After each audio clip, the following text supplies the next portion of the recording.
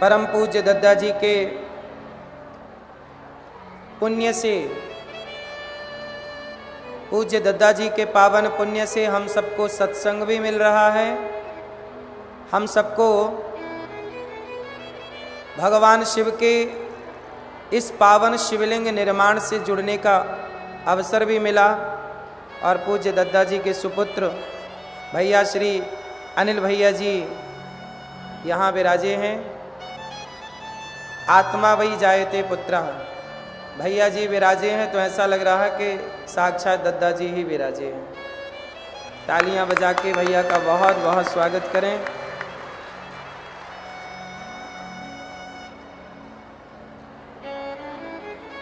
अनिल भैया जी, अनिल त्रिपाठी जी, श्रीमान नीरज त्रिपाठी जी और दद्दा जी के ही, जिन्हें दद्दा जी अपना पुत्र मानते हैं, माननीय विधायक जी श्री संजय सत्येंद्र पाठक जी, जिनके द्वारा दद्दा जी का दिव्य मंदिर का निर्माण हुआ और दिव्य भगवान की तरह अपने गुरु में आस्था, गुरुर ब्रह्मा गुरुर विष्णु गुरुर्देवो महेश्वरा, गुरु में इतनी आस्था होनी चाहिए। यदि ये बात सीखनी है तो हमारे भैया संजय पाठक जी से सीखिए। आपने अपने गुरु के बताए रास्ते पर चल करके अपने आप को अमर कर लिया है। आपके पुत्र भैया श्रीमान यश पाठक जी, आपकी धर्म पत्नी अनुकृति पाठक जी और पूर्व गृह मंत्री मध्य प्रदेश सरकार नरोत्तम मिश्रा जी, आप सब परम पूज्य पायलट बाबा, आप सभी संतों की, भक्तों की पावन उपस्थिति, मातृ शक्ति को प्रणाम करता हुए दास आज की पावन चर्चा को प्रारंभ करेगा। एक बार पुनः सबको राधे राधे। दद्दा जी की पावन कृपा मुझे भी एक बार प्राप्त हुई। उज्जैन के पास देवास है और देवास के पास क्षिप्रा नदी है।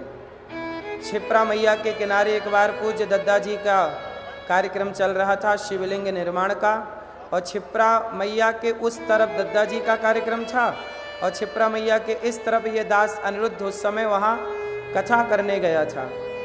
तो इस तरफ कथा चल रही थी भागवत जी की, उस तरफ निर्माण चल रहा था। तो यह दास भी सुबह जाया करता था और दद्दा जी का पावन दर्शन करके और शिवलिंग निर्माण किया करता था। तो मुझे भी दद्दा जी के उस कार्यक्रम में उनकी उपस्थिति जब थी तब मुझे भी उनके चरणों में बैठने का, दर्शन करने का सौभाग्य मिला। दद्दा जी दिव्य विभूति हैं और वो चले गए, मैं ऐसा नहीं कहता। आज भी हम सब भक्तों के हृदय में जहाँ जहाँ शिवलिंग आपको दिखाई पड़ जाएं, शिवलिंग निर्माण होते हुए, वहाँ दद्दा की एक झलक तो हृदय में उतर ही आती है। क्योंकि ये शिवलिंग निर्माण की जो परंपरा है ये लुप्त सी हो गई थी। उस लुप्त परंपरा को पूज्य दद्दा जी ने फिर से पुनः हम सबके मध्य में ला करके उपस्थित किया।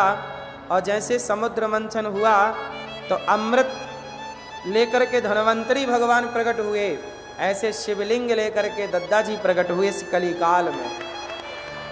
और उन्होंने खूब धर्म का खूब प्रचार किया और हम स्वयं भी इस बात के साक्षी हैं।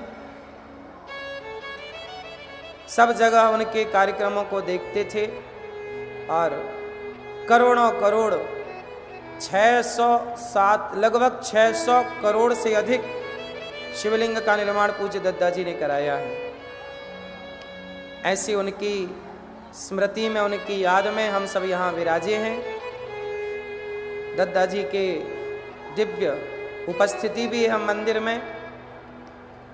भगवान की पावन कथा आप सब श्रवण करेंगे।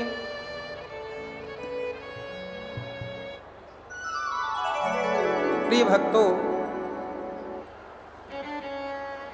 हमारे क्षेत्रीय विधायक भैया श्री संजय पाठक जी, जिनके द्वारा ये सारा आयोजन हुआ है। एक बार भगवान की कथा जीव मात्र को कृतार्थ करने वाली है। कम करो, ई को कम कर दो, बहुत गूंज रही है आवाज।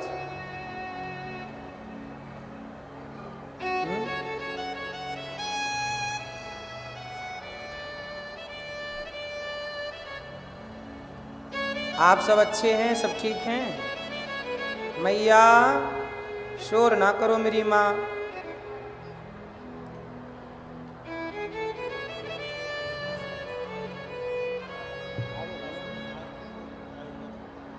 हमारे भैया कल आशुतोष राणा जी का कल जन्मदिन था।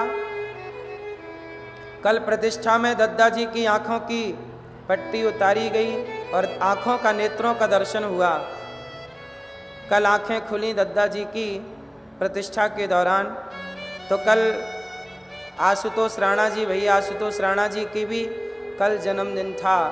कल उनकी भी आंखें खुली थीं, जन्म लिया ना उन्होंने कल की तारीख में। तो कल उनका भी हैप्पी बर्थडे टू यू था और उन्हें भी खूब खूब शुभकामनाएं। इतने बड़े पद प्रतिष्ठा पाकर भी अपने गुरु के प्रति समर्पण आशुतोष जी का है, ये वंदनीय है।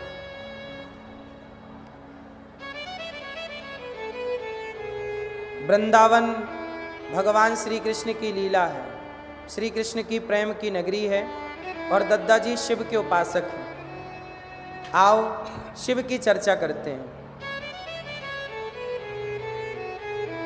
आप कितने लोग शिव जी के मंदिर जाते हैं? जाते हो? तो बताओ शिव जी का मंदिर आपको क्या मैसेज देता है? मैया, ओ पंचायती मैया, है कि पंचायत? अब सुन लो मेरी माँ, बताओ शंकर जी का मंदिर आपको क्या सिखाता है?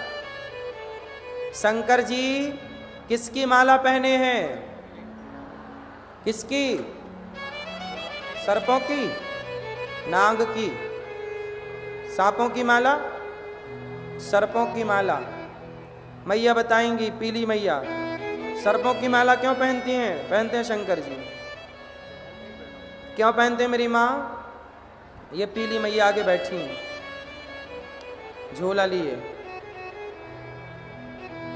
बताओ मेरी माँ, शंकर जी सांप काहे पहनते हैं? नहीं, शंकर जी गले में सांप और भभूति क्यों लगाते हैं? शंकर जी की जटा पे गंगा क्यों है? शंकर जी का वाहन बैल क्यों है?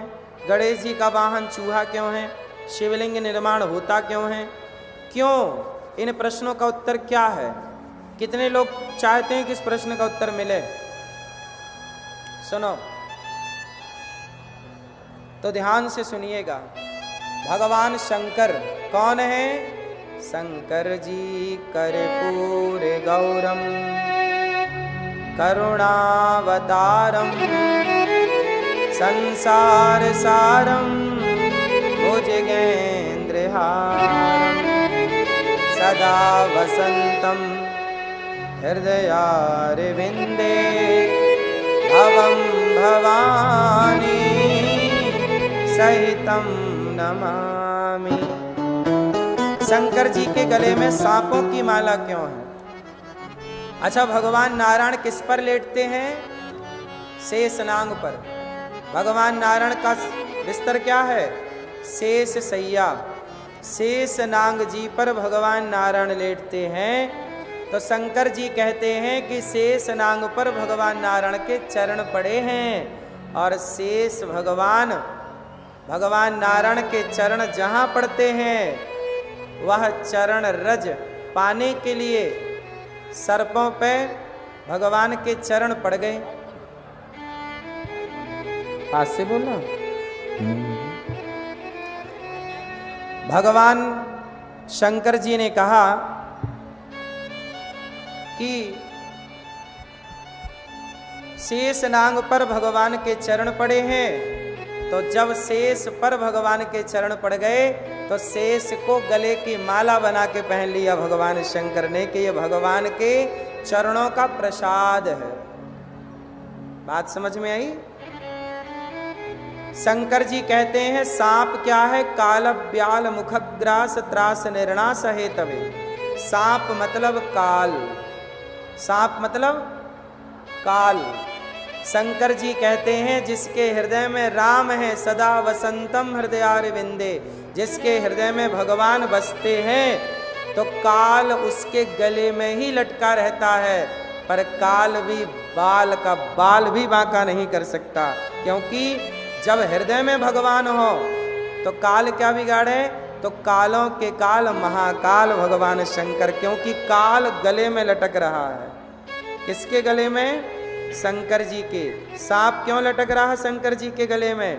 क्योंकि सांप काल का स्वरूप है। और शिव जी कहते हैं कि जिनके हृदय में भगवान है उन्हें काल से डरने की जरूरत नहीं है। देखो मैंने काल को गले में लटका रखा। तीसरा कारण, शंकर जी के गले का सांप ये बताता है कि जीवन में कितना भी प्रयास कर लो पर काल के मुख में हम सबको समाना है। अच्छा, शंकर जी भभूति लगाते हैं, मुर्दे की भस्म क्यों लगाते हैं? शंकर जी भस्म इसलिए लगाते हैं, कहते हैं शंकर जी भाई अभिमान मत करना किसी बात का, क्योंकि एक दिन राख हो जाओगे। क्या बन जाओगे आप और हम? एक दिन राख बन जाओगे।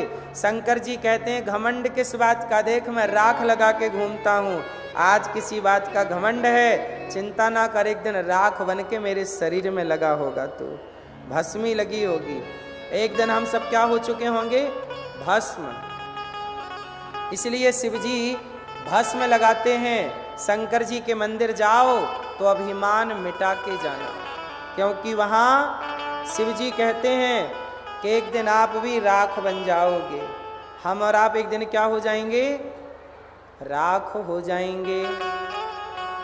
शंकर जी की पत्नी का नाम है माता सती। एक बार माता सती भगवान राम के पास गई, उन्हें हो गया संदेह।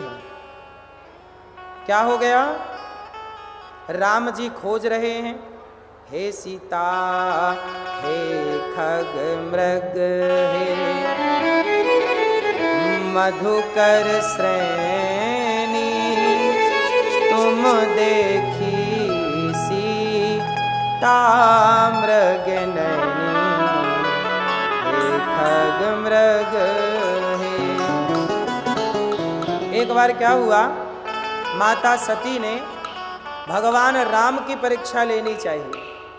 आपको पता है कि नहीं, माता सती को राम पर डाउट हो गया, संदेह, राम भगवान है कि नहीं। अच्छा एक बात बताओ, राम जी भगवान है या नहीं? उत्तर दो भैया, राम भगवान है? तो माता सती बोल रही हैं, ये मैं नहीं बोल रहा हूं, भगवान शिव की पत्नी माता सती कह रही हैं कि यदि राम भगवान है तो इनकी पत्नी को रावण चुरा के ले गया और राम को पता ही नहीं लगा। भगवान तो सब जानते हैं, अंतर्यामी हैं, भगवान से क्या छिपा है। लेकिन राम जी पेड़ पौधों से पूछ रहे हैं, तुमने सीता देखी क्या? तुमने सीता देखी क्या? अच्छा राम भगवान है तो खुद की पत्नी का पता क्यों नहीं लगा लिया? ये भैया बताओ, पीले वाले, राम भगवान है कि नहीं? हाँ आपसे पूछ रहे हैं, मोबाइल वाले भैया, राम भगवान है तो खुद की पत्नी का पता क्यों नहीं लगाए? बताओ, उत्तर दो। लीला, कौन सी लीला? कौन सी लीला? लीला कर रहे हैं, ये बात सही है, कौन सी लीला कर रहे हैं ये और बताना पड़ेगा। तो सुनो, राम जी को सब पता था मेरी पत्नी रावण ले गया है। अच्छा एक बात बताओ, सीता मैया को रावण ले क्यों गया है?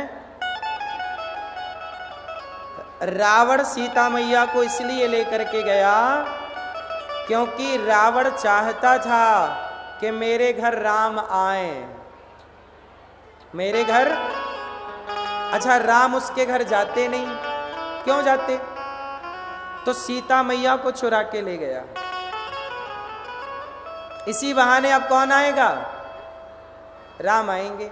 अच्छा एक बात बताओ, सीता मैया राम से दूर क्यों हो गई? क्यों हो गई? रावण ने सीता मैया को चुराया, इसमें सीता मैया की कोई गलती थी? उत्तर दो। सीता मैया से एक अपराध हो गया था, एक गलती हो गई थी। क्या गलती हो गई जानते हो? गलती ये हो गई कि सीता मैया ने लक्ष्मण जी का अपमान कर दिया।